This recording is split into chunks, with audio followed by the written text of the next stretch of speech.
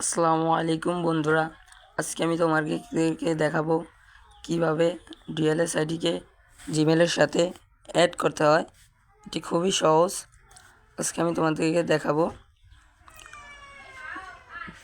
তাহলে আমি আগের কথা না বলে তোমাদেরকে দেখাই।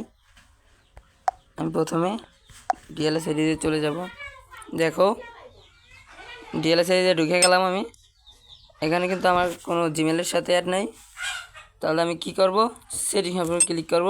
সেটিং অপশনে ক্লিক করে এখানে অ্যাডভান্সড যে অপশনটি আছে সেই অপশনে ক্লিক করে দিলাম। এখানে দেখো, তারপর এখানে লেখা আছে সাইন ইন গুগল। এখানে সাইন ইন গুগল লেখা আছে। আমি সাইন ইন গুগলে পাশে লেখা আছে ডিসকানেক্ট করে দিয়ে ডিসকানেক্টের পাশে একটি অপশন আছে, সেই অপশনটিতে আমি ক্লিক করে দিব। ক্লিক করার পর এখানে আসছে নো ইয়েস। আমরা এখানে ইয়েস অপশনটিতে ক্লিক করে দিব।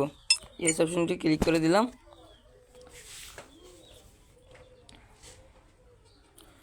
এখন দেখো, ইয়েস অপশনে ক্লিক করার পর আমার এখানে আসছে জিমেল আইডিগুলো।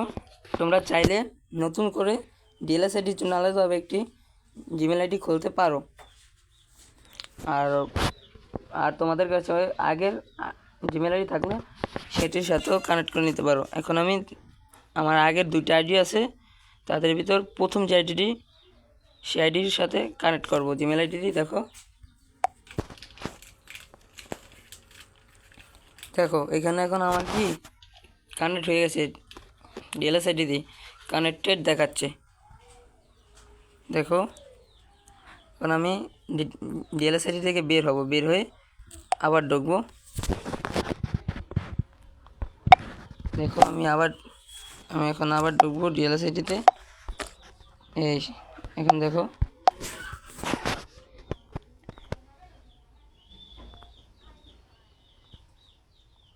দেখো আমার আইডিটি কি কানেক্ট হয়ে গেছে।